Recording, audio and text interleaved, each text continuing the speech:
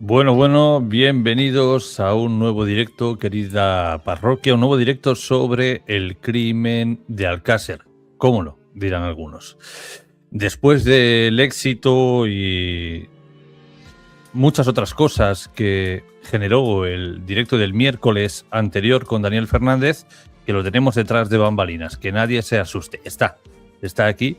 Nos quedaba por hacer una segunda parte en la que, iba a exponer parte también de este experimento, de estas pruebas para averiguar dónde pudieron estar las tres niñas, si pudo ser el día 6, si no pudo ser el día 6. En definitiva, lo que vimos la semana pasada es una parte de dos, podríamos decirlo de esta manera, que conforman todo el trabajo que ha estado haciendo Dani, o por lo menos que nos va a presentar aquí Daniel. Dicho esto, también el viernes, hoy vamos a centrarnos solamente en escuchar lo que él nos tiene que plantear, porque es un tema muy complejo, muy complicado, y como nos despistemos, algo luego se nos escapa. ¿Qué hemos querido plantear? Bien, hoy que venga él a explicar todo esto, haremos alguna pregunta superflua para poder guiar un poco la conversación, y el viernes vuelve Dani para que le podáis hacer todas las preguntas dentro de la temática que engloba el directo de la semana pasada y el de hoy. No preguntas fuera, es decir, el que opina de si Antonio Anglés, una cosa... No.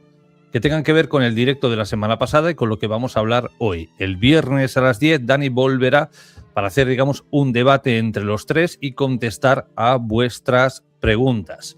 Dicho esto, antes de entrar en materia, gracias a los que estáis ahora mismo en directo, gracias a los que nos veréis después tranquilamente, y luego no quieren que seamos conspiranoicos, pero es que nos dan material de sobra para reírnos un rato y para pensar, hombre, aquí hay gato encerrado, ¿no? Hace 2 días fue el 23F. El gobierno actual ha desclasificado los archivos existentes al respecto de este caso. Hoy ya se puede leer, son 1000 y algo me parece, y hace poquitas horas nos enteramos que la persona que lideraba ese 23F, quien entró en el Congreso, quien pegó aquellos tiros, acababa de fallecer. Tejero ha muerto hace unas horas, a 2 días del aniversario del 23F y justo el mismo día en el que podemos empezar a leer toda esa información desclasificada. Ya digo, luego no quieren que seamos conspiranoicos, pero es que no tendrá nada que ver, que son coincidencias, pero es que te dan material para serlo. No sé qué opinas, Hugo, bienvenido. Pues bien hallado, Jorge. Pues la verdad es que no, de momento no puedo opinar nada porque te comentaba antes fuera de micro que fue una tarde un poco de locos. No me dio tiempo a ver nada. Yo que tenía ganas de mirar a ver qué se había desclasificado, qué se hablaba exactamente por ahí. Solo me dio tiempo a ver un titular que la mujer decía que si lo habían dejado ahí tirado como una colilla y demás, y fue lo único que me enteré de todo. Pero bueno, habrá que hacer algún día, si quieres, un directo, que a mí el 23F es un tema que me gusta mucho, pero a lo mejor igual, ojo, empiezo a mirar a cosas y cambia mi punto de vista, ¿eh? Pero estoy desconectado. Hoy tuve la tarde desconectado del mundo. Pero bueno, sí, lo que tú decías, Jorge. Da que pensar, ¿sabes? Al menos será una casualidad, pero... Claro, por aquí alguien hacía un comentario un tanto divertido, y tiene razón, ¿no? Le habrá dado un chungo al ver lo que se ha desclasificado, ¿no? Hombre, ya era un hombre mayor, ya habían sonado campanas anteriormente de que había fallecido. Bueno, como tantos otros personajes famosos de la historia que en un momento u otro alguien los mata, ¿no? Pero bueno, hoy parece ser que es cierto, ya 2 días del aniversario, bueno, pues el señor Tejero ha decidido abandonar este mundo. Ya hablaremos más en profundidad. Hoy toca hablar de estos resultados, de estas nuevas hipótesis, de estos análisis. Nada, en 4-5 segundos estamos de vuelta con Daniel.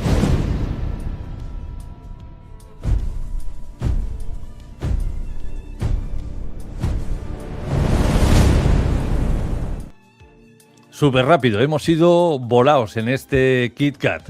Daniel Fernández, bienvenido, ¿cómo estás? Hola, buenos días, muy bien, pues encantado aquí de estar de nuevo.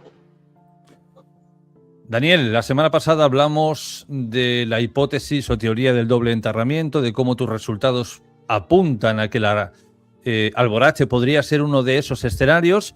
Sin embargo, tu investigación no se detiene ahí. Han habido muchos más experimentos, muchas más pruebas, y quedó una segunda parte pendiente. Hoy te vemos más alejado, te vemos con más cosas puestas en la mesa. Así a modo de introducción, Dani, cuéntanos, ¿de qué nos vas a hablar esta noche? Bueno, pues hoy vamos a hablar de entomología forense y de lo que se llama tafonomía, de las etapas de descomposición de un cadáver, qué relación tiene con la colonización por diferentes insectos y cómo esto nos afecta para entender la cuestión del doble enterramiento o la hipótesis del doble enterramiento en el crimen de Alcácer. Es decir, voy a dar unas cuestiones teóricas básicas, pero que no queda más remedio que dar para explicar cómo funciona la entomología forense, pero muy prácticas de cómo trabajamos a diario bueno, no yo, sino cómo trabajan los entomólogos forenses con las técnicas que existen, ya las que existían en estos años, que siguen siendo muy manuales todavía, y cómo se hace la estimación de lo que se llama el PMI, el intervalo post-mortem, porque tiene interés en este caso concreto, sobre todo para la cuestión del doble enterramiento. Y bueno, ahora veremos por qué. ¿Cómo todo esto, Dani, nos puede ayudar a nosotros y a todo el mundo que nos esté viendo, que nos vea después, a entender un poco mejor qué ocurrió con el caso Alcácer? Bueno, la cuestión es que haciendo una interpretación del estado en que se encontraban las larvas y los demás restos de la entomofauna, de la fauna cadavérica artrópoda, de los insectos que forman parte de la fauna cadavérica, en el caso Alcácer, se puede estimar el tiempo de inhumación y el tiempo de reinhumación, es decir, si hubo un enterramiento y un reenterramiento, si hubo un traslado o no, y puede ser de interés cruzado con lo que ya contamos el otro día para saber cuánto tiempo llevaron en la segunda fosa, es decir, en la fosa de la Romana. Cuánto tiempo llevaban ahí, cuándo se hizo el traslado, si esto coincide o no con las declaraciones que hizo Ricard o no, o si el plazo es aproximadamente similar o no.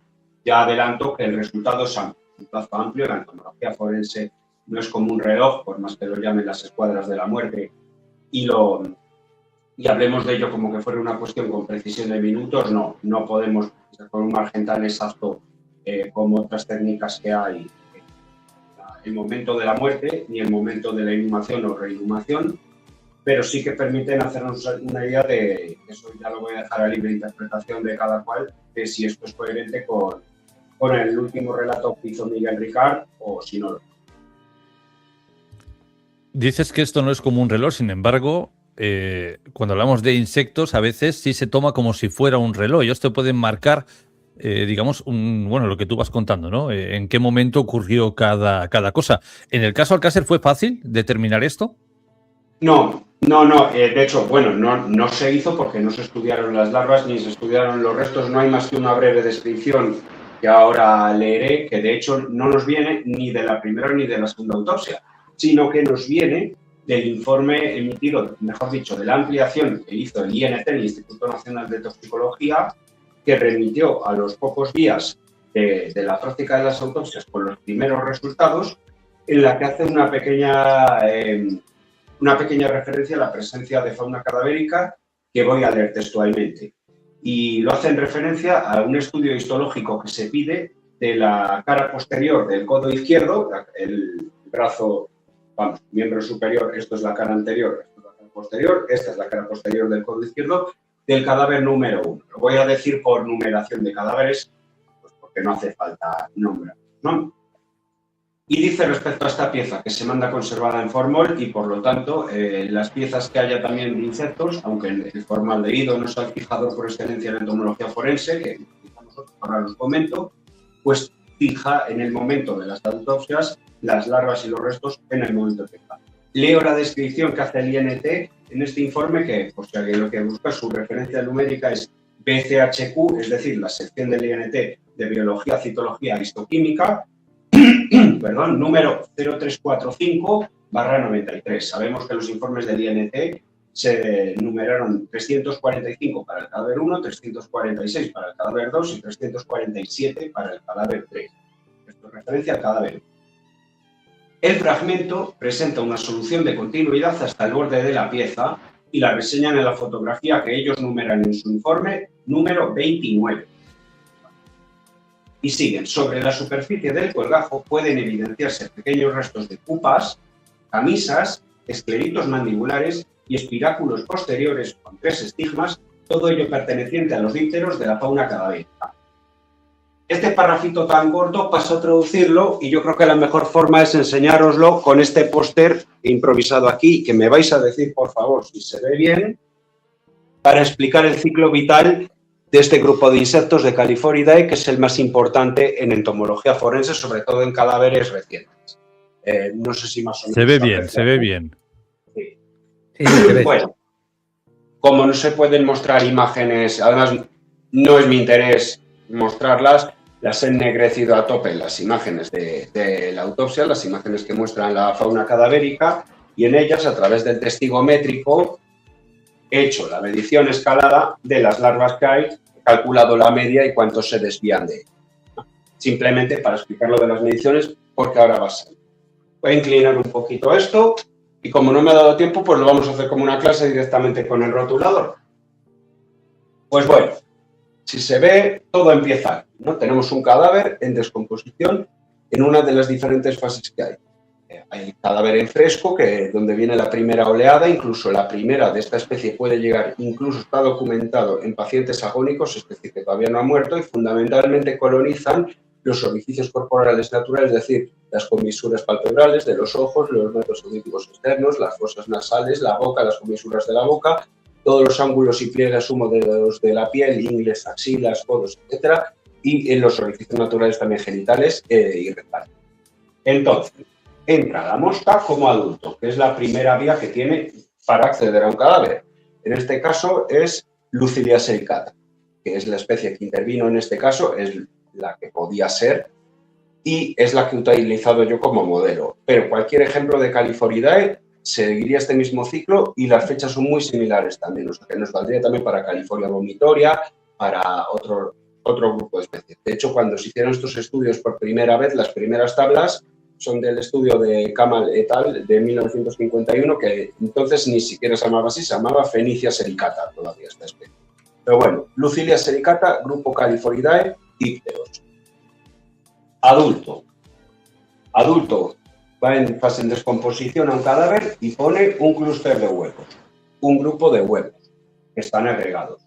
Estos huevos, en un tiempo determinado, en función de la temperatura, eclosionan. Aquí tenemos el mismo clúster de huevos, las fotografías son mías, son de una muestra control, es del experimento que he hecho yo, y eclosionan las larvas. Primero en un estadio pequeño, y las tenemos, y ahí tenéis una en estadio 1.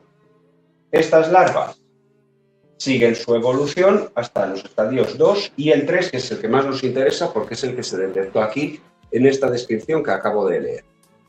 Es la fase vital de todo que más dura, el estadio vital del género Califoridae, de todas sus especies, y del estadio larvario a esta temperatura ocupa más de la mitad de su tiempo de vida. Se pueden medir estas larvas y esto ya nos da una información de por sí para calcular el intervalo corporal. Pero seguimos. Estas larvas pasan a ser pupas o crisálidas. ¿Las veis? La forma característica así. Dicen en las guías que muchos policías que lo desconocen esto por los cadáveres abandonados en sitios así piensan que son heces de rata, porque pueden parecerse. Bueno, pues son pupas, que no las haya visto nunca, son pupas de Califoridae. Entonces, aquí igual se ve mejor así la pizarra. Estas pupas, después de un tiempo y también en función de la temperatura, es el principal factor, con mucha diferencia sobre todos los demás, la temperatura, se abren dejando atrás una camisa, que es esto, con una apertura, que la tenéis aquí señalada, y de aquí eclosiona la mosca adulta. La mosca adulta, que es igual a la que empezó y que vuelve a cerrar el ciclo, y que tiene aquí marcado, fijaros lo que se ve aquí, el paquete de huevos. En su sistema pendicular, los huevos que va a volver a poner y va a volver a cerrar este ciclo que se repite. Se repite siempre que haya un adulto que pueda salir y replicar el ciclo, es decir, en un cadáver expuesto, no en un cadáver enterrado, no en un cadáver en condiciones de aislamiento, en un barril, en cemento, enterrado, ¿no? Este es el ciclo vital. ¿Para qué queremos saber todo esto? Bueno, lo voy a elevar un poco. No sé si así lo apreciamos bien. Bueno, Se ve bien, se ve bien. nos vamos a las longitudes que tenemos aquí, a las longitudes que hemos medido de las larvas y de todo lo demás, y nos vamos a tablas. Nos cogemos la temperatura del escenario. Este gráfico, por ejemplo, es de las últimas temperaturas que registró la caseta meteorológica de John Bay. Las tenemos igual de Catadau, las tenemos igual de Bacaste, y de todos los casos siempre pedimos estos datos que son públicos, se solicitan y se dan. Y teniendo en cuenta estos datos, teniendo en cuenta estas longitudes y teniendo en cuenta también las tablas que nos cogemos con la temperatura que sea, nos vamos y lo llevamos a una recta de regresión. Las moscas tienen otra forma de... Los insectos tienen otra forma de medir el tiempo. El ciclo vital no es el mismo para los humanos ni para los mamíferos que para las aves o que para los insectos. Los insectos tienen una vida en general mucho más breve.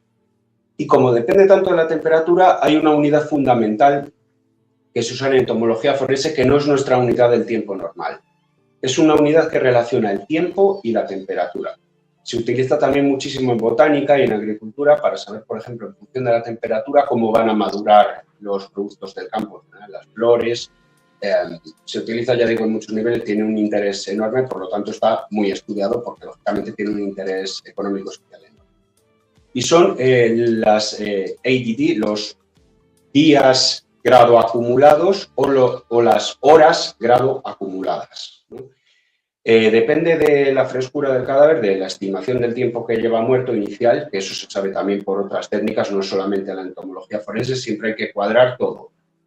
Livor mortis, rigidez, presencia de livideces, estado tafonómico general de descomposición. Ahora enseño unas gráficas sobre esto. Y con esa estimación, más o menos hacernos una idea de si un cadáver fresco está en primer estadio, en segundo, en cuál está, ¿no?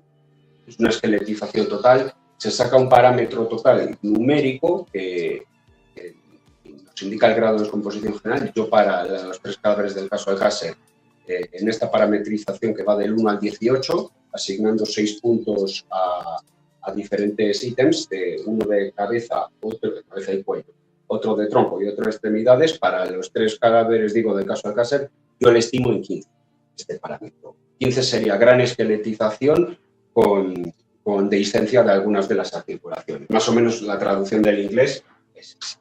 Entonces, digo, con todos estos datos nos vamos aquí y esta sería la primera manera más sencilla de calcular la tasa de crecimiento de las moscas, y de ahí, a través de esta unidad que digo, las horas grado o los días grado, en este caso los días grado, porque es un cadáver que lleva tiempo, no es lógico ni sensato pensar que vamos a poder estimar las horas, no tiene ningún sentido, y en general se usa más el día-hora.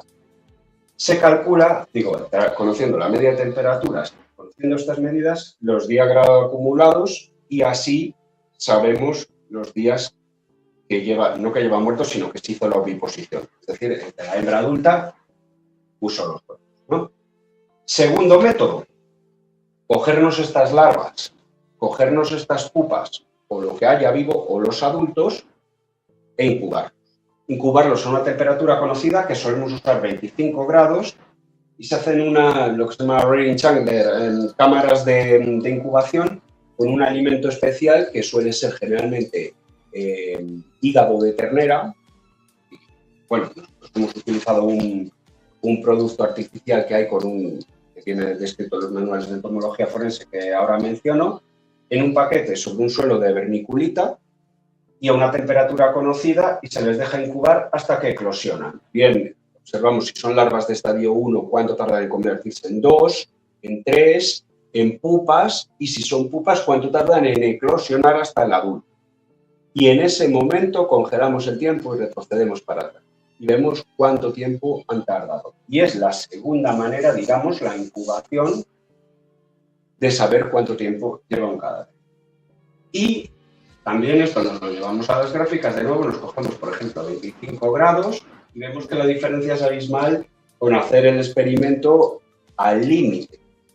Sabemos que en el rango de tiempo que nos interesa, en la fosa de John Bay había aproximadamente unos 12 grados. Eso está muy ligeramente por encima del CITI, del threshold, del umbral de desarrollo mínimo de esta especie de Lucilia sericata. Eso quiere decir que la menor variación produce un error bastante grande en la estimación. Es decir, que en el caso de Caser, solo por la naturaleza de la propia fosa donde se produjo, la época, no es buena para hacer una estimación mediante entomología forense. La entomología forense no va a resolver, seguramente este caso no lo hubiera resuelto aunque se hubiera hecho bien en su momento, y no creo sinceramente que lo haga. Vemos que aquí, de hecho, muchos estudios cortan en 15 grados o así. Por encima de esos 9 grados, ya digo, cualquier diferencia es mínima. 12 grados es muy poquito y por lo tanto no tendría sentido hacer un experimento práctico, una recreación, al menos si lo que queremos es saber el intervalo fósforo. Esto sería la tercera manera que hay. Hacer el experimento directamente, poner un cacho de carne en las condiciones adecuadas y hacer una simulación. Y volviendo el proceso para atrás, de nuevo con las rectas de regresión, de nuevo con la incubación, volver a intentar calcular de alguna manera cuándo se produjo esto. Bueno, creo que con la explicación ya puedo devolver un poco plano general para que veáis el material de nuevo. Sí, y antes de continuar, Dani, hay como una pequeña interferencia en el sonido, a ver si conseguimos arreglarla. No sé si estás, yo diría que es más bien de interferencia de internet, porque micrófono externo no llevas, ¿verdad? No. ¿Estás conectado a la Wi-Fi o va por otro medio? A Wi-Fi. Intenta engancharte a los datos, a ver si se mejora. Vamos a ver. Si queréis irme preguntando, ir con... Uy, se nos No, fue. es el cambio de una cosa a otra. Ahora se nos fue. Últimamente falla mucho la Wi-Fi, ¿eh? Cuando la gente entra. Creo que estoy por datos ahora, si me escucháis bien. Pasa lo mismo. No, más de lo mismo. Hay como un... Se te oye, pero hay como un clac, clac, clac a la hora de... en el sonido.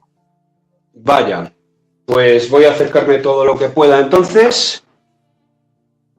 No, pero más allá de eso se entiende, ¿eh? Sí. Igual así mejora un poco el sonido y tal. De todas formas, repito lo que me pidáis, ¿eh? Cualquier cosa. Entendés entendido.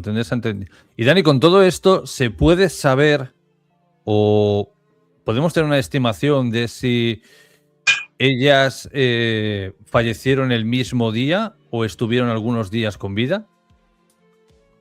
No que sea fiable, porque aplicando las fórmulas de Gelderman, estas ecuaciones de aquí, parametrizadas tanto para interior como para exterior, ninguna de las dos se corresponde exactamente con 75 días. No por los insectos. Las fórmulas de Gelderman van con el Total Decomposition Score, el grado de descomposición total, el que digo que yo parametrizo en 15, y una se pasa y otra se queda corta. Hice una propuesta de modificación en mi trabajo para esta ecuación para los casos de enterramiento, porque está claro que no funciona exactamente igual que el modelo interior y exterior. A la pregunta, desde el punto de vista de entomología forense no se puede saber, pero en cualquier caso fue muy inmediatamente posterior a su desaparición. Es decir, corregidme si me equivoco en el día, el 13 de 1992. En cualquier caso, fue muy inmediatamente posterior. Pero el periodo de reenterramiento, es decir, cuando se expusieron por primera vez los cadáveres a la colonización por hembras adultas de Lucilia sericata y empezó este ciclo que acabo de describir, lleva un máximo de 39 días. Máximo de 39 días. Sí. Y también, ahora vamos a profundizar en eso porque me parece muy interesante, Dani. ¿También se descartaría lo de que hubiesen estado dentro de un medio acuático y demás? ¿O eso tampoco? Sí, pero por otro motivo. Sí, pero por otro motivo. Vamos a ver. Esto ha sido una mala interpretación, no malintencionada, yo creo, sino simplemente por desconocimiento de una de las opiniones que expuso tanto por escrito como oralmente el doctor Frontela en el juicio. Y es que la ausencia de livideces, él dio una explicación de más de una hora de los motivos por los que un cadáver puede no tener livideces o a veces no tiene livideces. Y uno de ellos es una exsanguinación total, un cadáver que está desangrado. Lógicamente, no sé si procede ahora que explique cómo se forman y se fijan las livideces, pero en cualquier caso, un cadáver que no tiene sangre no puede formar livideces. Eso era descartable porque sabemos que quitando las pequeñas hemorragias de algunas lesiones focales y la del propio disparo, evidentemente causó la muerte al momento por destrucción masiva de centros encefálicos vitales, no pudo hacer una hemorragia tal para que se requiere, según diferentes estudios, una pérdida de sangre de al menos la mitad de nuestro volumen sanguíneo, es decir, estar absolutamente desangrado. Por lo tanto, esa no puede ser. ¿Qué más motivos hay? Edades extremas. Neonatos, es verdad, los neonatos no suelen formar livideces, o ancianos muy deshidratados, por ejemplo, de los que aparecieron en las residencias de Madrid cuando lo del COVID, muchos de ellos no tenían livideces. Y eso que sabemos que estaban en la última posición que quedaron varios días incluso. Es descartable también en este caso eso. Una de las explicaciones que dio Frontera fue que en cadáveres en sumersión, en aguas en movimiento, en mucho movimiento, los cadáveres se mueven y cambian de posición al estar flotando, hundiéndose, enganchándose con los restos que pueda haber de la riada. Esto pasó en el camping de Viescas y, bueno, poco doloroso decirlo, seguramente haya mucha gente de Valencia viendo esto, pero con muchas víctimas de la Dana también pasó así, ¿no? Estos cadáveres en movimiento que fueron arrastrados aguas abajo por las riadas estuvieron en las horas clave para la formación y la fijación, sobre todo la fijación de las livideces, en movimiento, de forma que se fueron fijando las livideces en todos los planos, en el anterior o ventral, en el posterior o dorsal, en los laterales. Y no es que no exista una lividez, sino que está fijado en los restos de degradación de la hemoglobina, que son, como sabéis, la bilirrubina y la bilirrubina, están fijados en todos los tejidos alrededor de todo el cuerpo y no se puede observar una lividez clara que digas dorsal, estaba boca arriba, ventral, estaba boca abajo, o estaba colgado, no, simplemente quedan así. Y por eso se malinterpretó como una señal de que habían estado metidas en agua. Pero tendría que ser en agua en movimiento, como digo, una víctima de una riada, una víctima que se la lleva el mar, una víctima de la Dana, etc. Yo creo que esto se malinterpretó en el contexto del pequeño error, o bueno, gran error desde el punto de vista estrictamente geológico, que tuvo Frontera el otro día con lo que dijimos de la albufera. Bueno, de que él pensaba que podían haber estado en la albufera por lo de las fluorescencias de los aragonitos, que como habréis comprobado todo el mundo, que sé que muchos os habéis descargado los mapas y contrastado lo que he comentado la semana pasada de las fluorescencias, no pudo ser el lugar. Por lo tanto, yo no digo que no hubieran estado en agua o que se las hubiera lavado en un intento seguramente erróneo de eliminar pruebas, la mentalidad de los criminales, es decir, vamos a lavarlas por si acaso, para que arrastre cuanto más agua mejor.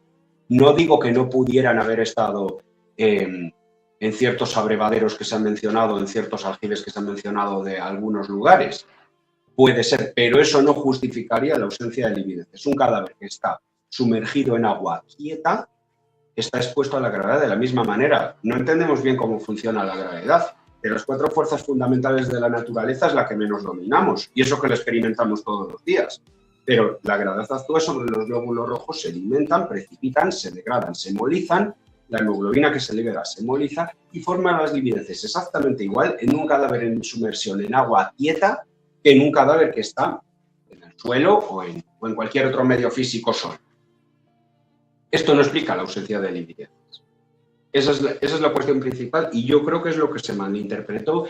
Y esta ha sido ya esto es mi opinión, yo creo que esta ha sido una de las claves que han dado lugar a que se haya formado esta bola de malas interpretaciones que han dado lugar, el no dejarlas suficientemente aclaradas, a que surjan teorías como esta, lo de la sumersión en aguas, gente que propuso, leí el pantano, varios pantanos leí. Yo no tengo ningún motivo para pensar que fuera ninguno en concreto, ni siquiera para pensar que hubo una sumersión. Simplemente desde la entomología forense solo puedo decir que sí, considero que hubo un doble enterramiento y que los cadáveres estuvieron expuestos a la colonización por hembras adultas de Califoridae por un periodo mínimo de 2 semanas, o sea, de 14 días, hasta un máximo de 39. Lo cual, si echamos cuentas, teniendo en cuenta cuándo fue hecha la autopsia, al día siguiente ser encontradas, el 28 de enero del 93, pues nos da un rango que, bueno, quiero dejar las conclusiones para cada cual. Esto, Hay quien apuntaba en el lenguaje- chat que una de ellas perdió la vida el mismo mes de enero. ¿Algún análisis, algo, Dani, arroja luz sobre esto o apunta hacia esa dirección?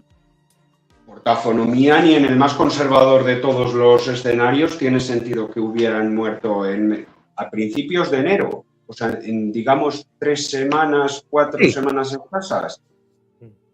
No, ahí el índice, el total de composition score debería ser de como mucho 10. No deberían estar en ese estado si fuera así. No tiene sentido que murieran tan tarde.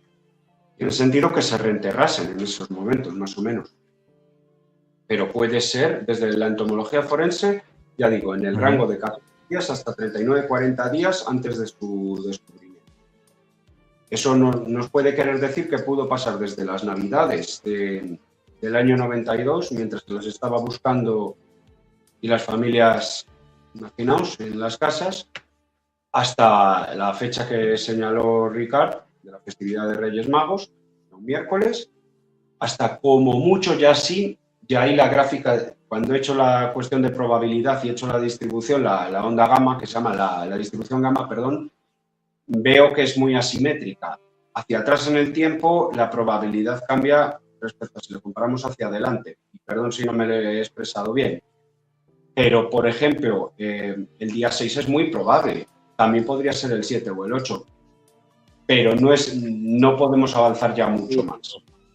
No podemos avanzar en el tiempo mucho más allá. No nos podemos meter más allá de la segunda semana de enero.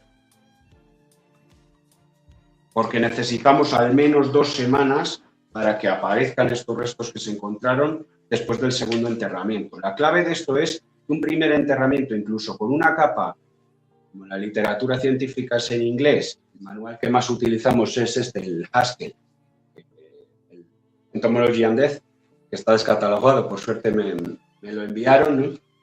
Tiene, de hecho, el extremo con los 3 estigmas de la larva de estadio 3 de California, que me ha parecido hasta bonito enseñar la portada porque curiosamente hace referencia exactamente lo mismo que decía INT en el informe.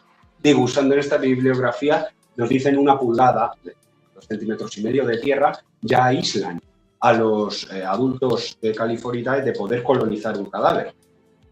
Por lo tanto, en el primer enterramiento estarían aisladas de la colonización por estas moscas y aun en caso de que hubieran llegado y no hubieran podido volver a abrir el ciclo y volver a haber hecho la oviposición, y fue en este reenterramiento y traslado que pudo durar horas, pudo durar un día entero. Sabemos que tuvieron que recorrer muchos kilómetros con los cadáveres probablemente envueltos en la misma moqueta. No sé si queréis comentar alguna de las otras declaraciones que hay al respecto, pero se las trasladó probablemente en un vehículo. En ese tiempo es cuando se expusieron a los agentes externos, a las hembras de California, llevarían unas 7 semanas de descomposición en ese momento, ya sería suficiente como para traería en cualquier momento, pero con 7 semanas el olor es soportable, pero atrae obviamente a los insectos de día, incluso lo hubiera hecho de noche si se hubiera hecho de noche el traslado, aunque haya baja actividad de insectos de noche, y las hubieran reenterrado en la Romana, donde fueron descubiertas 3 semanas después. Esta es la hipótesis del nuevo enterramiento. Sé que muchas preguntas las vamos viendo pasar por el chat, pero como hemos dicho al principio, hoy alguna podremos pasar, pero no vamos a centrarnos mucho en las preguntas, no por nada, sino porque hay mucho que mostrar, hay muy poco tiempo y hay mucha información que asimilar. Por eso Daniel volverá el viernes, no para explicarnos, sino para responder a las preguntas que tengáis al respecto de este directo y del directo anterior, ¿vale? Todo lo que se centre en lo que va a explicar hoy, lo que explicó la semana pasada, pero eso será el viernes. Dicho esto, Dani, yo creo que ha llegado el momento de que le expliques a la audiencia en general cómo hiciste el experimento, qué tipo de material utilizaste, cómo lo enterraste. Aunque yo tengo una pregunta antes de que entremos ya en materia. Sí. ¿Por qué casi siempre se utilizan partes de un cerdo para hacer este tipo de pruebas? Bueno, pues aquí en la bibliografía asociada siempre se ha comentado el uso de ground pig carcasses, o sea, pequeños cerditos enteros a ser posible recién sacrificados para su uso en entomología forense. Ese es el estándar internacional, aunque tiene alguna desventaja. Entre ellas citaban, así dicho de memoria, tanto Haskell como el resto de autores. Os pasaré la bibliografía, he consultado más de 40 obras para esto. Tampoco hay tantas en la bibliografía internacional. Entre sus ventajas están que tienen un sistema digestivo parecido al nuestro, que al hacer la fermentación butírica, sobre todo, atraen insectos similares. Su colonización post-mortem es muy similar a la nuestra. Su índice de masa corporal, de grasa corporal, y su distribución en anatómica es muy parecida a la nuestra, la de los humanos. Y también que plantea menos debates éticos que utilizar otros animales. Esto ya es una cuestión relativa de cada cultura, pero en general, por lo menos en Occidente, se considera así.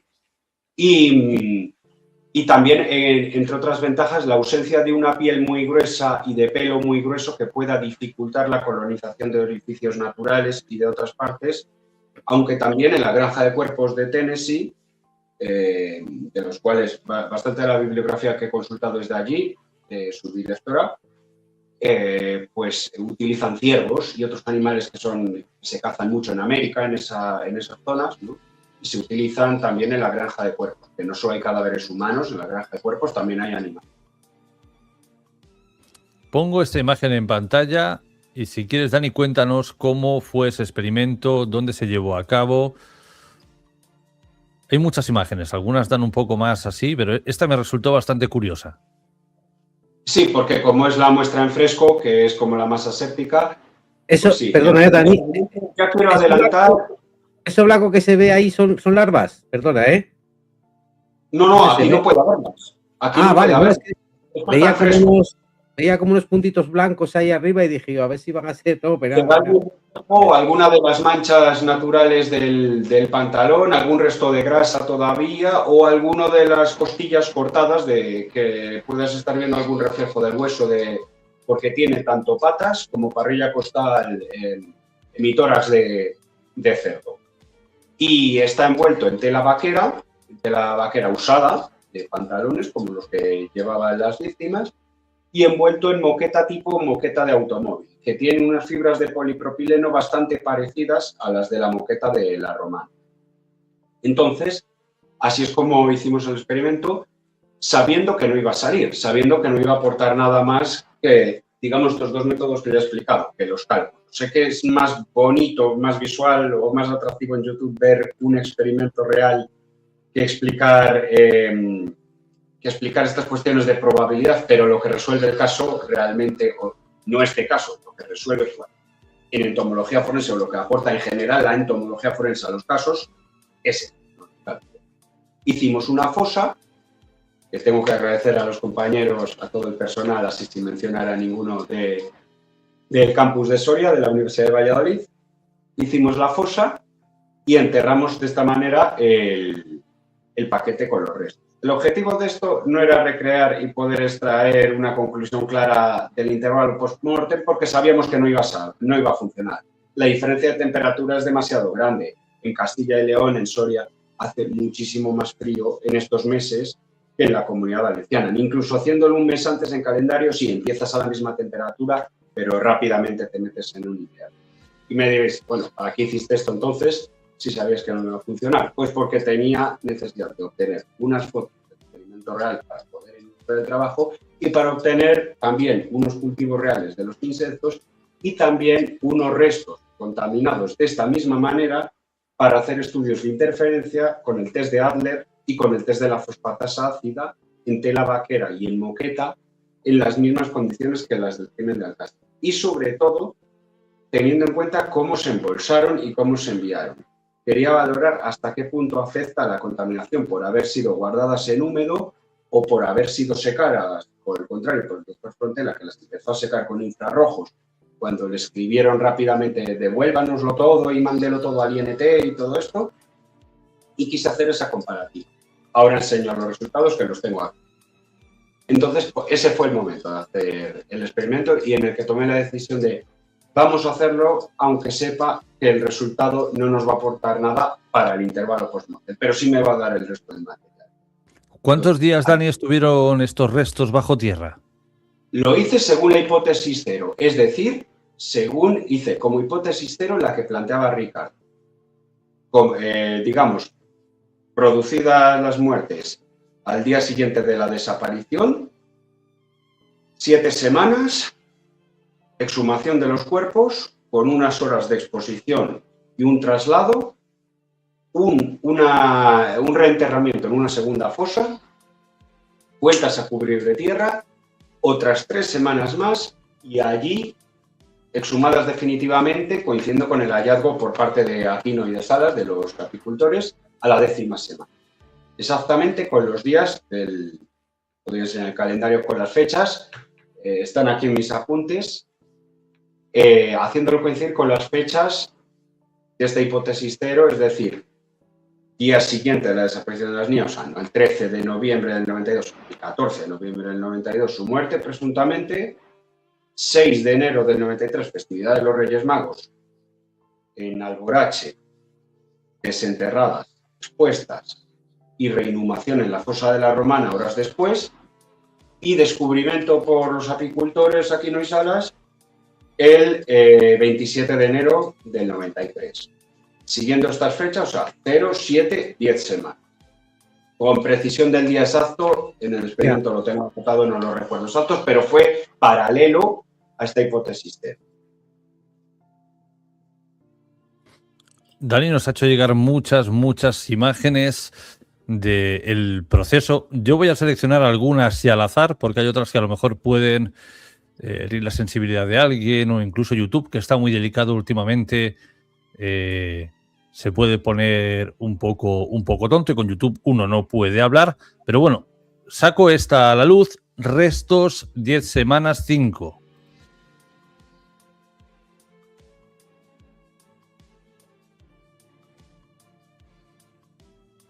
Bueno, los vídeos les subí a mi canal particular, que no tengo ningún tema forense en especial, pero de modo oculto para que los vieran mis profesores como archivos adjuntos al TFM, que sepáis que ya están abiertos, los podéis ver todo el mundo, de todo el proceso. No creo que YouTube los cierre.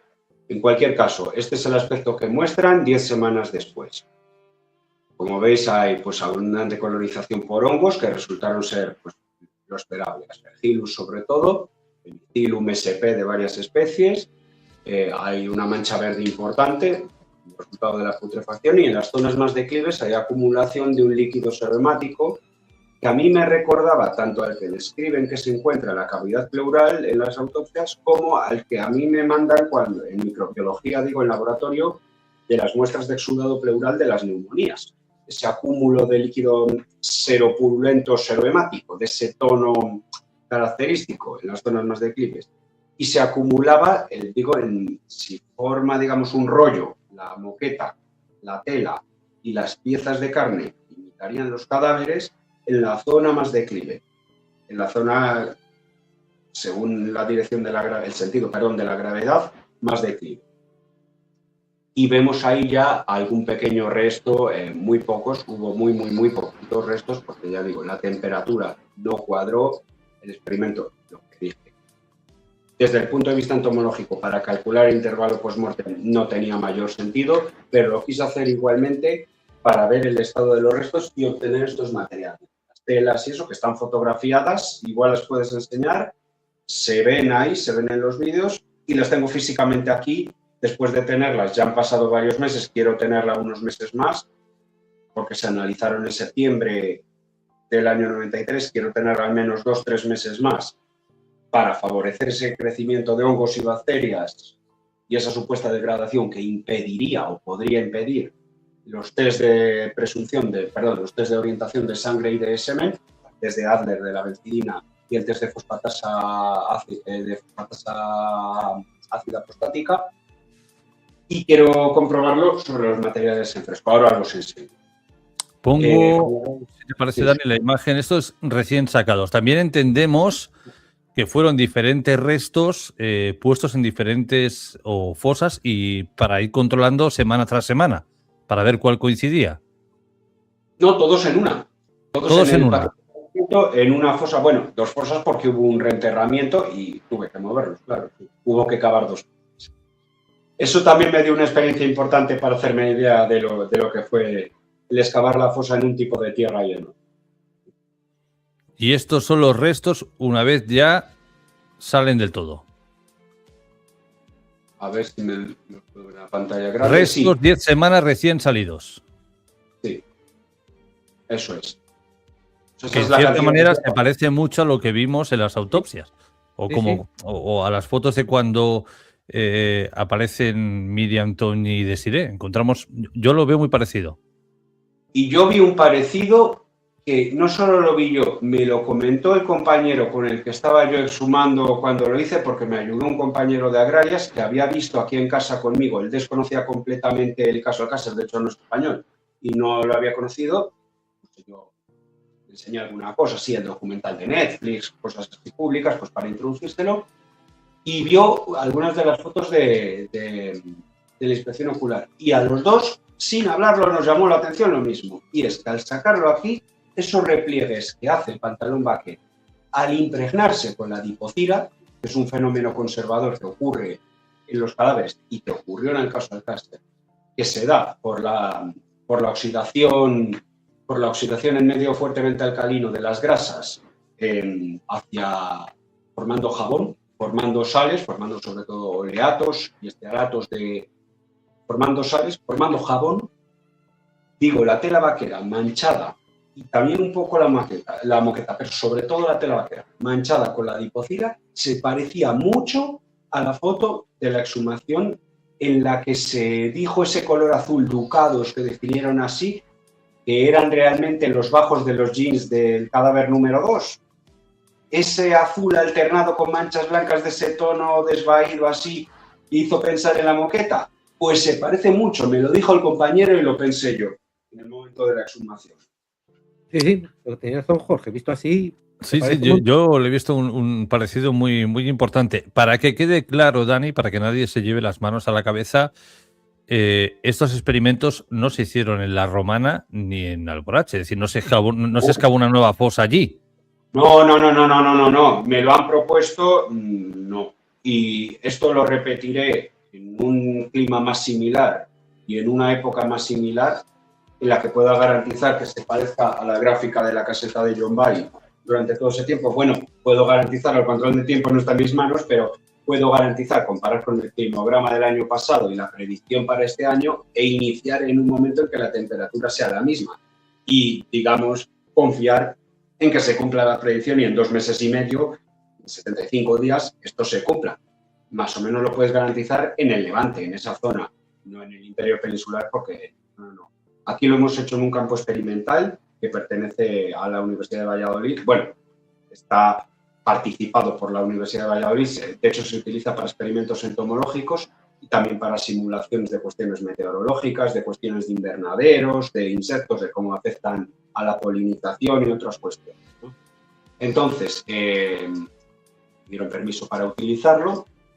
Es muy sencillo. De hecho, ya hemos enterrado restos animales en él para otras cuestiones que no tienen nada que ver de cerdo, pero no tiene nada que ver con entomología forense, al menos. La entomología forense es una aplicación concreta solamente. Ya digo, este campo experimental que está aquí justo enfrente del campus de Duques de Soria, le venimos utilizando desde hace tiempo para experimentos muy diversos. Generalmente tienen que ver con energías renovables, con todo este tema de invernaderos que he dicho, sobre todo energías renovables, y lo hicimos antes.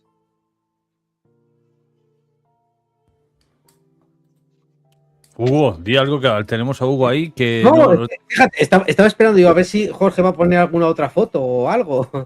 Es que, como había quien decía por aquí que las fotos eran un tanto sensibles, y digo, bueno, pues yo creo que... Pero bueno, si Dani me dice esta en concreto, yo voy y la busco. Pues de los insectos, yo creo que lo interesante aquí sería ver los insectos, que yo creo que eso YouTube no lo censurará. Ya, vamos, yo me espero cualquier cosa ya últimamente, pero... Vale, pues tenemos muchas imágenes, tenemos larvas en control, pupas en control, larva estadio 3, la que tú me digas yo la pongo en primer plano. Pues pon un poco todo, vamos a ir por orden, vamos a ver. Aquí tenemos larvas en estadio 3 y también tengo alguna en estadio 2 de los controles, que si los queréis enseñar, pues hay larvas A ver, que es mucho de zoom. los controles, porque hice controles también. Mira, esa, por ejemplo, se ven los 3 estigmas característicos, ¿no?, de una larva en estadio 3. Además, se ven unos repliegues que son característicos por el tamaño y la distancia entre los mediales y los laterales de esta especie en concreto, Lucilia sericata. Que además sé que es ella porque es que vi a los adultos poner los huevos y eran el famoso moscardón gordo verde botella. Lucilia sericata era ese. Entonces yo ya sabía cuál iba a salir previamente. Parecen huevos fritos, como apuntan por aquí. A ver, la segunda no foto. Muy apetitosos, ¿eh? No, la verdad es que no. Eso es una imagen más alejada de esa misma muestra. Sí, ese es el extremo posterior, donde están los estigmas. Y en el extremo anterior, digamos en la punta, hay una que es donde está el aparato bucal, que es también característico de Lucilia sericata. Y bueno, tengo la hembra aquí conservada, que es la misma que habéis visto en la foto ampliada y la que está en el informe. Ese es el extremo con el aparato bucal característico suyo, de una larva de estadio 3. Dani lo cuenta como algo tan normal. Sí. Y a mí a ver, yo los bichos y yo nos llevamos bien, pero desde la distancia. Estos no hacen nada. De hecho, hacen algo muy bueno. Tienen un rol en la naturaleza muy importante. Ahí tenés las larvas del control con el testigo métrico. Las medí, calculé la media de todas ellas. Está en el informe, tendría que consultarlo. En el informe vienen incluso mis apuntes cogidos a mano de campo como anexo. Ahí tenéis, la he mostrado antes en el póster, un clúster de huevas recién puestas, de huevos son ese grupito, digamos en el centro de la imagen, ese grupito blanco que veis que hay gente, los que no conocen suelen pensar que es moho, que son hifas de mohos. Pues no, es un grupo de huevos de Califoridae. Ahí más o menos en el centro. Y a la izquierda hay una larva en estadio 1 que ya ha emergido. Eso que veis ahora... Sí. Vale. Y esto que tenemos aquí, que Esos parecen son dátiles. Sí, o ya digo que lo confunden a veces según las guías, lo dice que muchos inspectores incluso a veces van y lo barren pensando que son heces de rata o de roedores, y no, son las pupas vivas, aunque parezca que están muertas, están vivas, de ellas va a eclosionar el adulto, o bien si ya han eclosionado, se han roto haciendo una abertura en forma de barril, así lo dicen los libros, ¿no? Por la que sale el adulto. Tengo aquí una conservada que está emergida, esta fotografía de ahí la tenéis en el informe, y tengo aquí todas las demás, que veis son sólidas, suenan, ¿no? De las demás pupas que no emergieron. Hay por aquí una imagen que me has enviado, Dani, que para mí es muy, muy interesante. Sí. 60 pelos de donantes. Cuéntanos esto qué es. Que nadie se confunda. Esto no tiene que ver con los análisis que se están llevando a cabo para ver si hubieron, bueno, para compararlos con más personas. No. 3 personas donantes voluntarias pusimos, digo porque una soy yo, pusimos pelos nuestros para comprobar la tasa de recuperación, cuántos pelos era capaz de recuperar cuando exhumamos. De 60 que pusimos, salieron 28. Encontré 28, aun haciéndolo muy cuidadosamente. Es decir, que podemos considerar que más de la mitad, por muy cuidadoso que sea, se pierde en el proceso. En la inhumación, en la exhumación, sacarlos, darles vueltas por ahí, volver a enterrarlos, volver a taparlos. O sea que si se recuperó el número de cabellos que se recuperó, que lavaron, muchos yo pienso que es verdad, se fueron por el desahogo de la primera autopsia. Y probablemente en el traslado y en el propio levantamiento. Se perdieron muchos y aún así se recuperaron los que se recuperaron, pues para que nos hagamos una idea de cuántos habría de verdad. Y otro interés que tenía hacer todo esto era calcular otro parámetro que es de interés en tafonomía, que es la pérdida de biomasa. Es decir, cuánto cuánta masa de tejido se pierde en el tiempo. Se conservó un 80% de la masa inicial, de lo que pesó toda la muestra de carne en total, hasta esperando después de la descomposición, pasó de ser 4.350 gramos totales a 3.508 gramos, lo cual supone una remanencia de biomasa del 80,6%. Solo se perdió un 20%. Existen datos publicados de cadáveres que prácticamente han quedado momificados en pleno verano, en que en solo una semana de exposición a altas temperaturas han perdido más de la mitad de la biomasa, por deshidratación y por acción también de los insectos y de la fauna cadáver. Pongo por aquí otra imagen. Esa es la pupa. La pupa, una vez abierta, deja atrás su resto, digamos, como las mudas de las serpientes. De hecho, también se les llama mudas en entomología, o camisas, también se las llama así.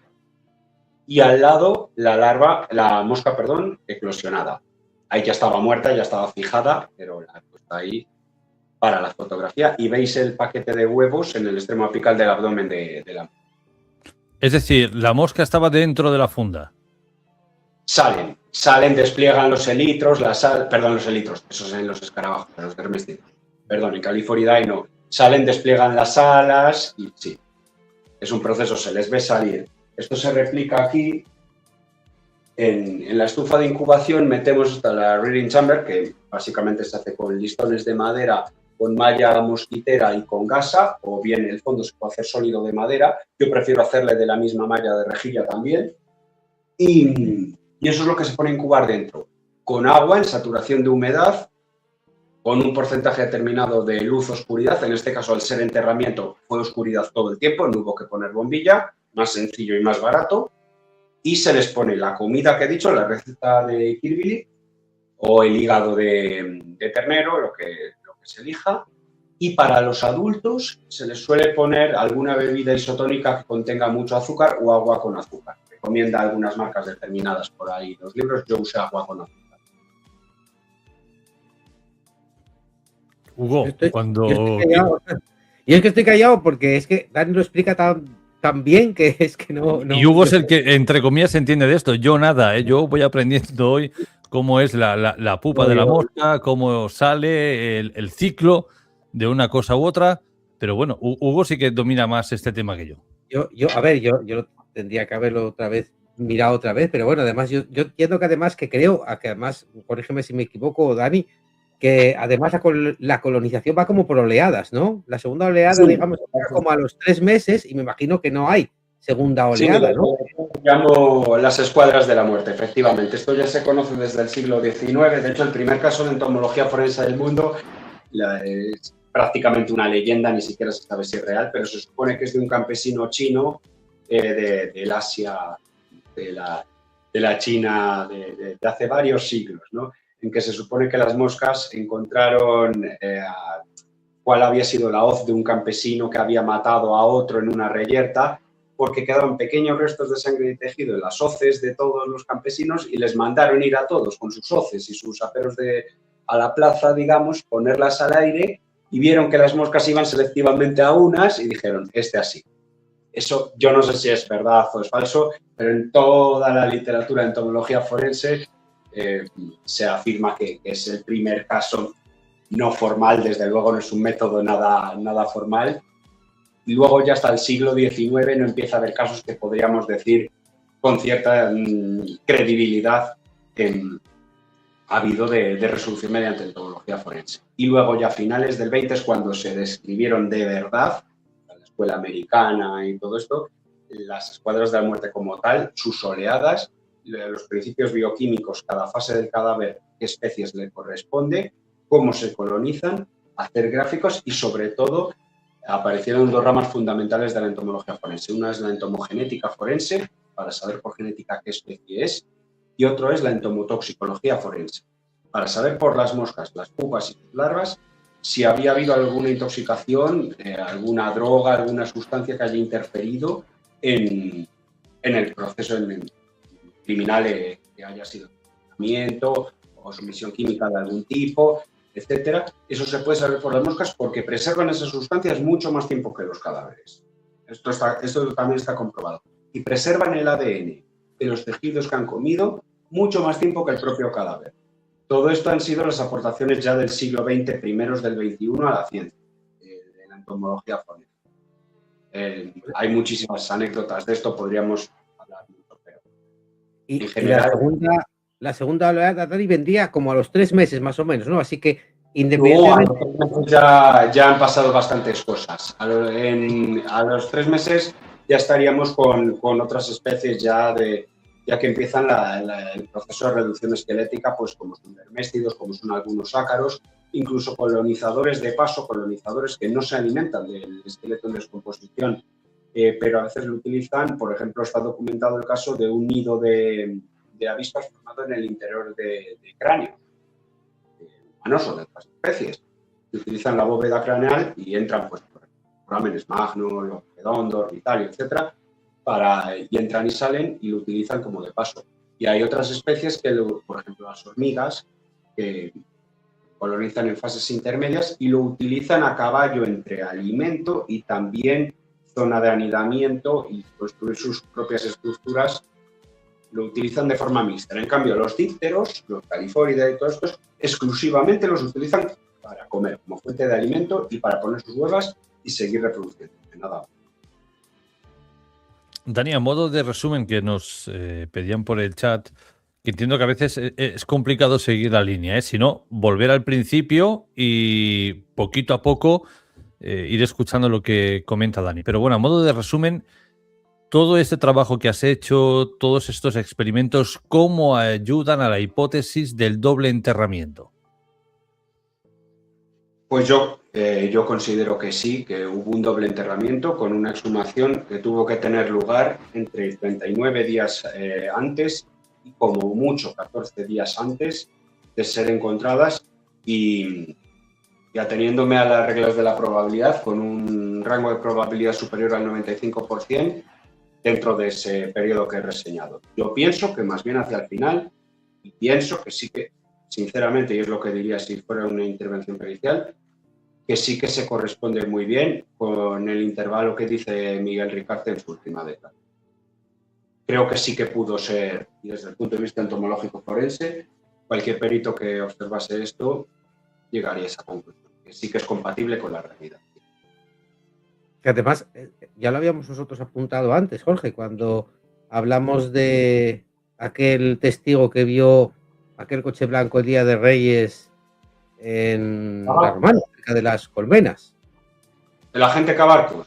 Exactamente. Que él dice que el Día de Reyes ve un coche blanco que él identifica como un Renault 5, aunque no está seguro y demás, y que lo ve allí, que le parece un poco extraño, pero bueno, puede ser que entonces haya coincidido con esa fecha. A ver, es lo que entendemos, Dani, que dices, oye, y lógicamente no puedo establecer una fecha concreta, no puedo decir el día 7, pero sí que más o menos puedo acercarme a un rango de fechas y sí que estaría más o menos entre el 6 de enero, 14 de enero aproximadamente, más o menos. 14 de enero ya sería muy tarde.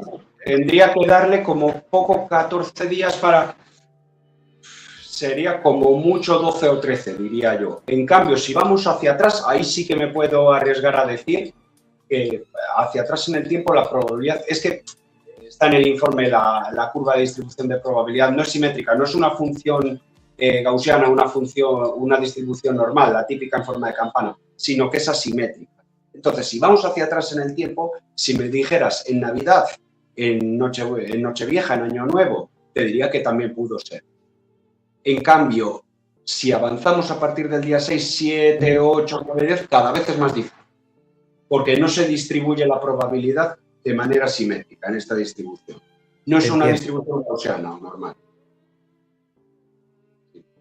Es más fácil equivocarse en días anteriores al 6 que en días posteriores, por decirlo en palabras sencillas.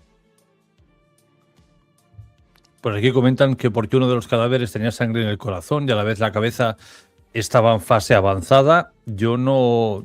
No era sangre, al parecer, pero bueno, eso sí no lo comentaremos. Era como un líquido que dice que es bastante, entre comillas, que puede ser normal que exista. No era sangre como tal, era un líquido hematoso. Claro. No sé, no entiendo de esto, pero no era...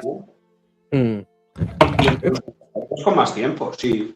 Y de hecho los miembros inferiores estaban bastante bien conservados y Frontela hizo una disección muy buena por planos, además muy bien hecha, técnicamente muy bien hecha por planos de ellos. También la hicieron muy bien los de la primera autopsia, no hicieron tanto de miembros inferiores, porque bueno, consideraron que con valorar los hematomas y eso en tobillos, en cara interna de muslos y tal, pues era suficiente y se centraron más en valorar tórax, cráneo, miembro superior. Es perfectamente aceptable, pero el caso es que, de hecho, miembros inferiores estaban bastante bien conservados, aparato genital incluso relativamente bien conservado, y en cambio, pues sí, las partes más declives, al estar apoyadas, lo que suele pasar, hay falta de lividez en ellas y además hay una mejor conservación. La piel, sobre todo, que está en contacto con la parte más declive, con la sombra, con la ropa, sobre todo, eso ayuda a preservar la piel, seguramente a preservar los pelos atrapados entre el magma, la ropa y la piel, digamos aplastados entre el putrílago. Es decir, que no puede ser contaminación, no puede venir de la moqueta, ni de los agentes, ni del los carboneros, ni el enterrador con el cigarrito famoso, cargándolos, aunque eso no estuviera bien hecho, pero sabemos que esos pelos no son de contaminación y por lo tanto yo no puedo decir más que creo que el plazo del INT que se dan a sí mismos para el estudio de esos pelos acababa en mayo, pues literalmente esperando como agua en mar a saberlo. Hay quien dice que ya están los resultados, que ya se han enviado. Yo no lo sé. No lo sé, no tengo conocimiento. Y una pregunta que te quiero hacer, Dani, que antes empezaste a exponer por qué se había llegado a esa conclusión, que yo era lo mismo de Frontela, ¿no? Sabemos que exiguos no estaban, o sea, tenían sangre todavía. Sí. Pero ¿qué otra explicación puede haber a que no haya livideces o qué otra explicación le puedes dar? Puede ser que sí que estuviesen en agua, pero en agua en movimiento muy poco tiempo, lo que tú decías, para lavar los cadáveres y demás, el tiempo justo en el que se forman las livideces o...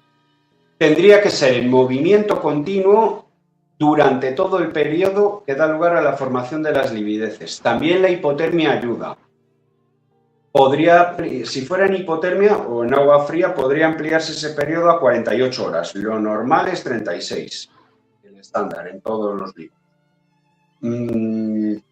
Tendrían que estar en movimiento continuo. Yo creo que simplemente se formaron livideces más o menos pronunciadas, pero la descomposición las eliminó de ciertas partes, o bien no se supieron ver bien en la primera autopsia y esas partes ya fueron diseccionadas y no las pudieron ver bien en la segunda. Por eso las segundas autopsias no son buenas, hay que hacerlas conjuntas. Y la inspección posterior de las muestras también conjunta, de las ropas, de todo, la descripción, todo lo demás conjunto, todo conjunto, es lo que yo considero y lo que se pidió y lo que se luchó y no se concedió. Hubo ese rifirrafe que hubo entre los dos equipos forenses, recordáis, ¿no? El día 28. Y bueno, pues yo creo que simplemente las partes más declives donde se formaron las livideces de forma natural se perdieron por la descomposición. Si te parece, Dani, para ir llegando a la recta final, quiero compartir un vídeo, lo que no sé si se va a escuchar el audio, si no te pediría que tú lo vayas comentando por encima. Es básicamente lo que voy a hacer va a ser copiar una pantalla de tu canal de YouTube, TFM Entomología Forense. No sé si lo he dicho bien. El canal es Daniel Fernández. El mío, que no tengo para nada en particular, ni tengo contenidos de nada, ni me dedico a esto, ni... Pero por si alguien quiere encontrar el canal y ver todos estos vídeos, ¿qué tienen que buscar exactamente? Porque al poner Daniel Fernández sale un cantante también. Sí. Aunque yo empecé la música antes que él, lo aclaro, y lo puedo demostrar.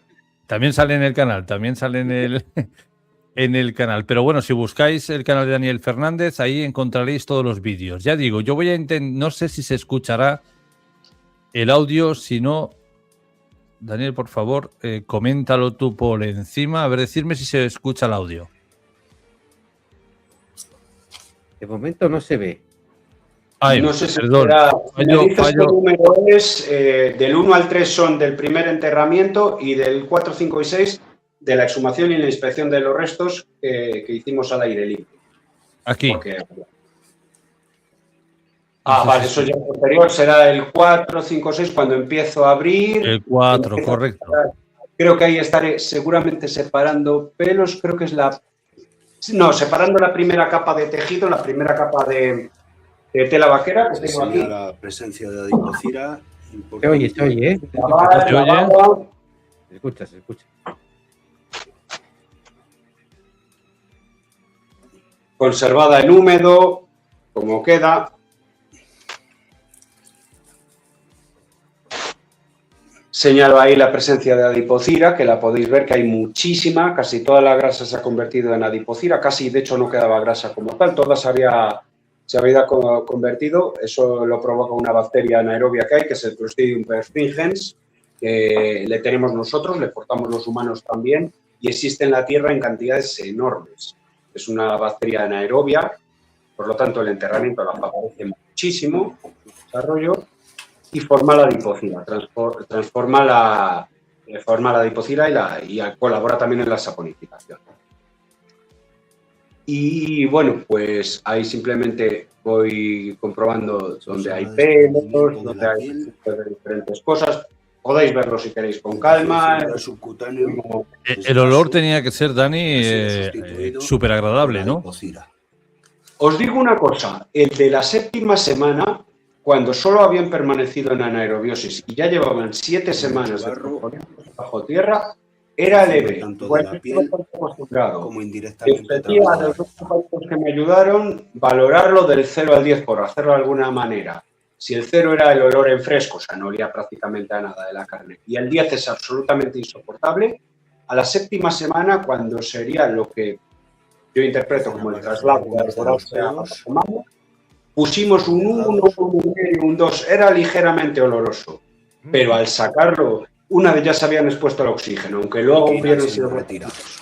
Ya habían llegado las muestras y demás, al sacarlo ya era fuerte. Y al desenvolverlo, ya digo que esto lo hicimos al aire libre, porque era un 10. Si, Dani, hubieran estado siempre en el paraje de la Romana, en el mismo sitio donde se hallaron, ¿tú crees que perros de personas que pasarían por allí lo hubieran olido?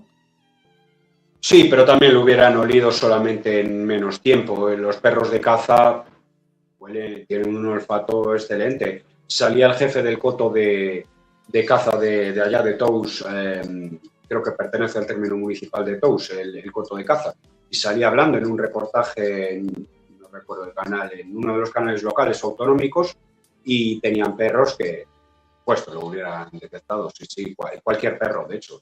Sí, y no haría falta las 10 semanas, en menos se hubiera detectado.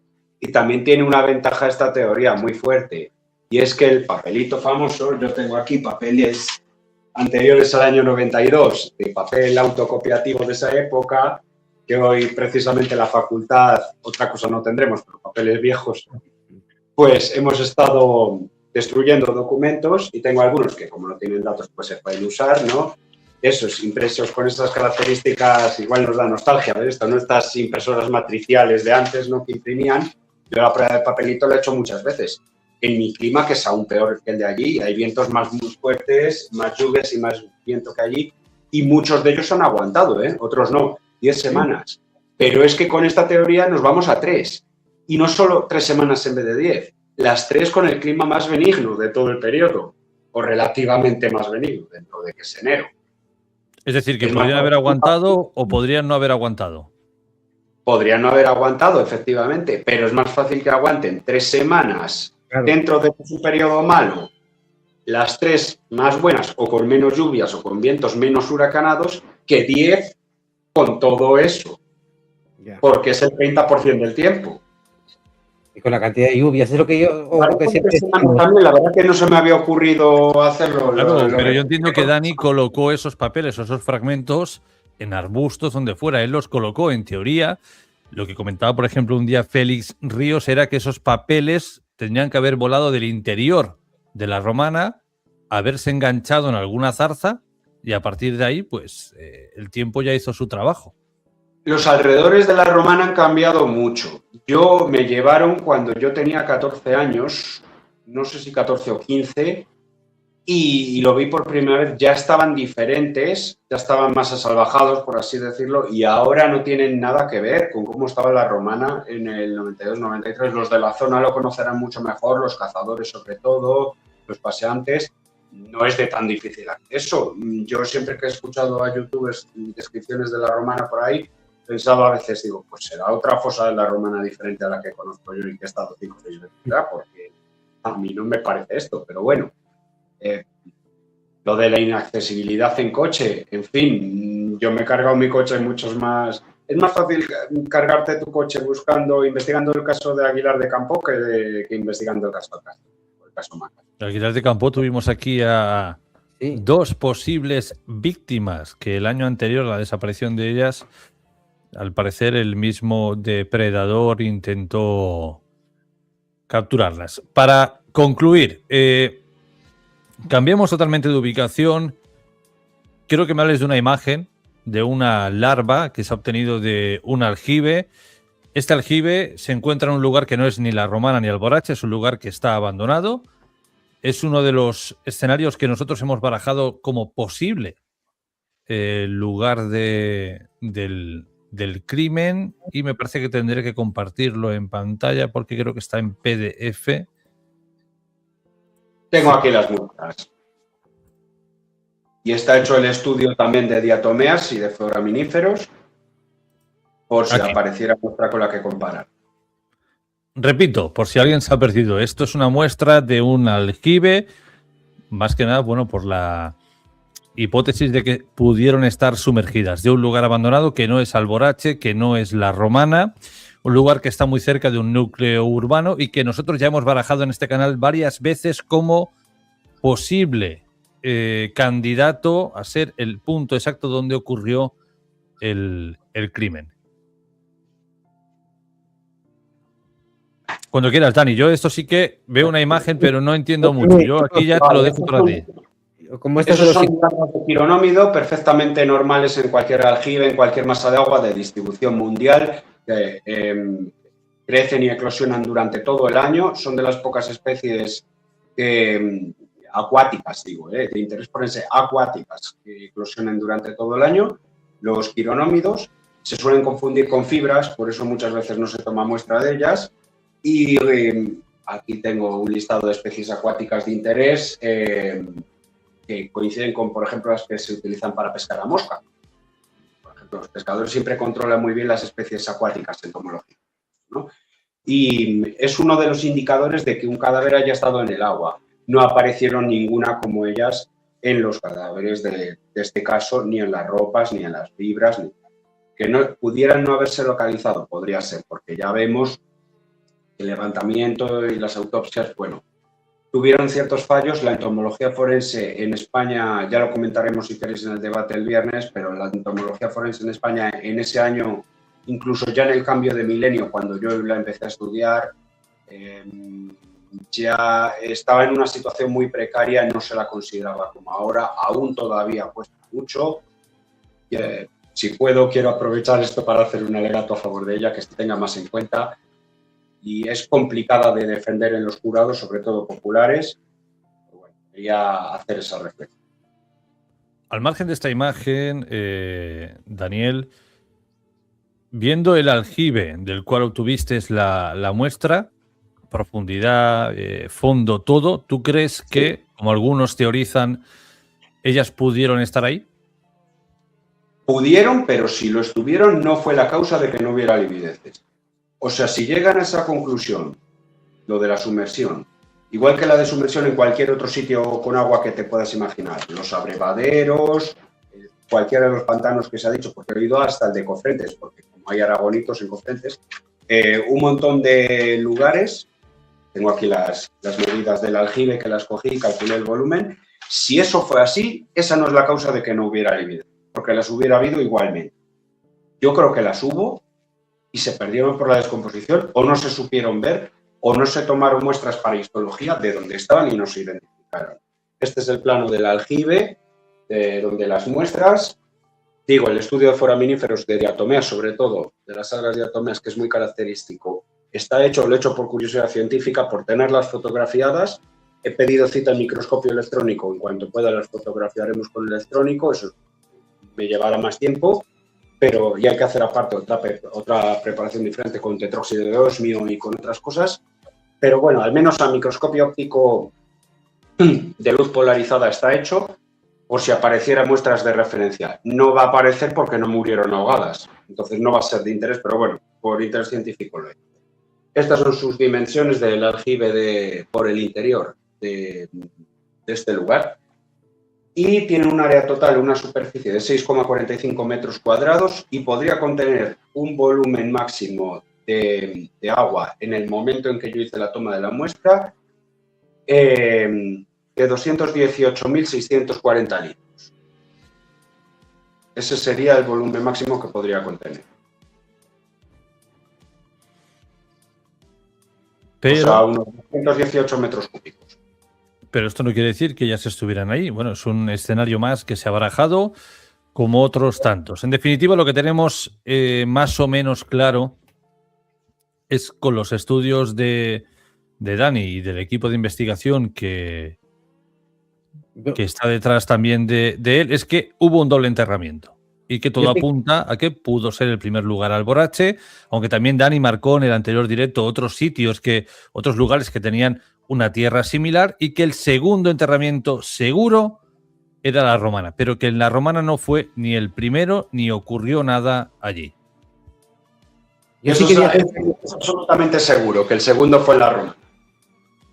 Yo sí quería hacerte una pregunta, Dani, porque antes no me quedó muy claro y ahora aprovecho a preguntártelo.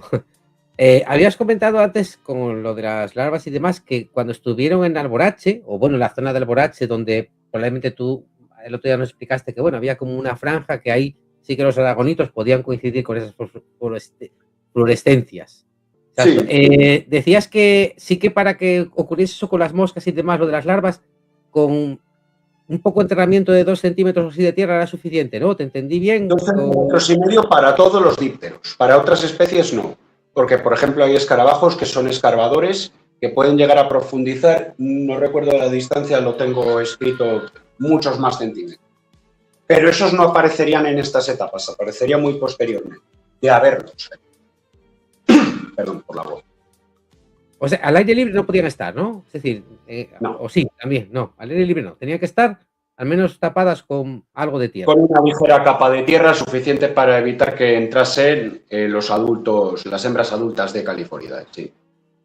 Vale. A mí, si me permitís, quiero dar mi punto de vista al respecto de muchos comentarios que recibimos la semana anterior cuando hablábamos de Alborache, y algunos de vosotros dabais por hecho que Alborache no podía ser porque, claro, luego Antonio Anglés supuestamente iba por allí. ¿Cómo va a ir al lugar donde había enterrado a Miriam, Tony y Desiree? Hombre, diría que eso es lo más lógico. Lo que no sería lógico es que en el lugar en el que al parecer casi todos creemos que ocurrió, la sumergieran allí, un lugar que ellos no controlan, que no es de su propiedad, que puede venir cualquier persona y encontrarse con todo aquello. En cambio, si tenemos en cuenta, ya digo, esta es mi opinión, que Alborache era como el centro neurálgico de todo y donde si no iba a estar Antonio, estaría Miguel, y si no habría otro, tenerlas allí, como mínimo las tenían a tiro de piedra, las tenían controladas. ¿Por qué deciden trasladarlas? Porque esa seguridad se iba por el sumidero. Cuando ya Fernando García lo mueve todo, está todo el mundo buscándolas, al final el cerco se va cerrando y deciden trasladarlas, pero lo más lógico es las llevo a un lugar donde yo sé que las tengo controladas, las tengo muy cerquita, aunque no las vea, las veo, sé que están ahí, y si no estoy yo, estará otro y otro y otro. Pero llevarlas a un lugar donde tú no controlas, donde puede venir cualquier otra persona, lo veo bastante arriesgado. Pero bueno, esto es mi punto de vista. Y aparte, yo sí puedo decir, desde la psiquiatría forense, a los psicópatas estas cosas les gustan mucho. Eso que se dice en las películas de que les encanta volver a la escena del crimen, incluso se ofrecen ellos mismos a participar en las batidas y todo esto y tal, lo hacen realmente. No me imagino a Antonio Anglés o a cualquiera de los otros presuntos participando activamente en la búsqueda, en este caso yendo, por ejemplo, al Ayuntamiento de Alcácer a estas cartas que mandaban a Fernando García o a dar dinero o a apoyar, o no me imagino en eso, pero sí que me lo imagino comprobando o teniendo cerca a los cadáveres para controlar todo, vigilar desde lejos. Eso lo hacía. Sabemos que desde el chalet de Benaguasil lo hacía o lo intentaba, porque parece que no hay visual directa, como se dijo, del corral de Alborache, ni de sus alrededores, sobre todo no lo hay de la estación abandonada de Vilamarchán. Pero él lo intentaba y siempre intentaba vigilar. Es un rasgo muy típico de los narcisistas y del trastorno antisocial de la personalidad. Además, es que no se cura. De los trastornos de personalidad del clúster B, de los 4 que hay, el único que es adaptativo, que el paciente tiene cierta capacidad de cambiar, es el trastorno límite de la personalidad, el TLP. En cambio, los otros 3, el histriónico, el narcisista y el antisocial, no. Los psicópatas no se curan. Y eso es un hecho doloroso y peligroso, pero es así. Es así. Una pequeña aportación desde Psiquiatría Forense. Sí. Vamos, yo me quedo además con esa frase para el final. Los psicópatas no se curan, no se curan. Se camuflan. Exacto. Se mimetizan. Totalmente. Veo que siguen habiendo muchas preguntas. Recordar las preguntas para el viernes. Tomar notas. Hace falta volver a ver los 2 directos. Y aquello que no haya quedado del todo claro o que en función a lo que Dani haya dicho ya surja algo nuevo que le queráis preguntar, bueno, pues el viernes Daniel volverá a estar aquí para responder a todas las dudas y cuestiones que tengáis. Antes de despedirnos, Dani, si alguien quiere enviaros algún tipo de información, si quiere colaborar de forma anónima o no anónima, o crea que tiene algo de información del caso Alcácer, del caso Macastre, de cualquier otro, y que entienda que de alguna manera tanto tú con tu disciplina como el resto de miembros con sus disciplinas le pueden ayudar, ¿a qué correo electrónico deben dirigirse? Pues os le van a poner mis compañeras y os pido por favor que cuando editéis la descripción del vídeo lo pongáis también. Sumario de un crimen, es que no quisiera decirlo mal, por favor que mis compañeras lo escriban en los comentarios. Creo que lo han estado escribiendo, es que no los veo desde aquí en la pantalla grande que tengo aquí puesta, pero creo que han estado escribiendo el correo reiteradamente con permiso vuestro y muchas gracias por permitírnoslo, porque sabéis que tener un correo anónimo en el que se garantice. Gracias por poner el comentario ahí de mi compañera jefa, Virginia, con el correo. Vale, entiendo que separamos sumario de correo y es sumario-de-un-crimen@googlegroups.com. Si no, yo en la descripción del directo lo escribiremos para que lo podáis tener a mano. Cualquier información que creáis que puede ayudar a avanzar en la investigación de este caso, del caso Macastre, de cualquier otro, lo enviáis a este correo, ya digo, lo pondremos en la descripción y a partir de aquí, pues nada, os ponéis en contacto con ellos, que ellos se pongan en contacto con vosotros y en la medida de lo posible, si todo es para ayudar y para avanzar, bienvenido sea. Repito, me hago pesado, el viernes las preguntas, el viernes Daniel estará aquí y le podréis hacer todas las preguntas que consideréis dentro del tema que hemos tratado hoy y el anterior. Nada que se salga de esto, por favor, porque Daniel ha venido aquí para explicarnos estas investigaciones. Es decir, todo lo que sea, aunque tenga que ver con el caso Alcácer, pero no sé, ¿dónde está Inglés? ¿Qué hicieron con tal? Esas preguntas no se pasarán, ¿vale? Vamos a centrarnos en el directo anterior y en este directo. Dicho eso, gracias a los que habéis estado en directo, gracias a los que nos veréis después tranquilamente y, como siempre, Hugo, Daniel, un placer y hasta la próxima. Muchas gracias. Hasta luego. Muchas gracias. Hasta la próxima.